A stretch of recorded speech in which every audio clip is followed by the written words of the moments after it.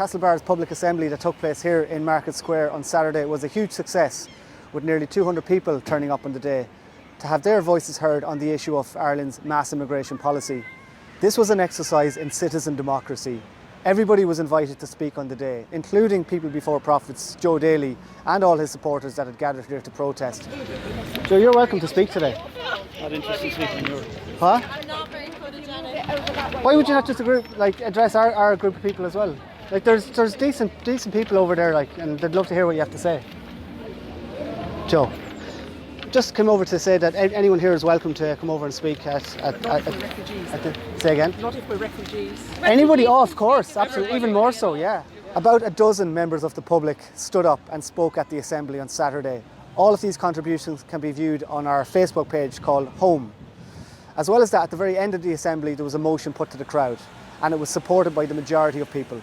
Having already taken in nearly 4,000 people, Mayo cannot cope with any more international protection applicants or beneficiaries of temporary protection until the services and resources are available to provide adequate level of care to those currently living in the county, and to ensure that those new to the county are integrated properly into their communities.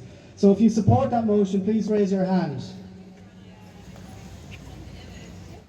Now we need to put pressure on our councillors to propose that motion at the next meeting here, which is on the 8th of May. Now, of all the councillors that were invited to the Assembly on Saturday, only Councillor Donna Sheridan, bothered to reply. So that's why I'm asking everyone here, please contact your councillors, your local councillors, tell them about the Assembly that took place, tell them about the motion that was put to the crowd, and tell them that you also support that motion, and tell them that you're going to be here on the day and you want to see that motion discussed. Just another couple of points I want to raise. The number of IPAS residents in County Mayo has quadrupled since January 2022 to April 2023. The total value of official contracts for accommodating Ukrainian people in 2022 in County Mayo was €11.5 million. The payments made to the owners of Brafey House here, which is not part of that number you've just heard, was €4.7 million.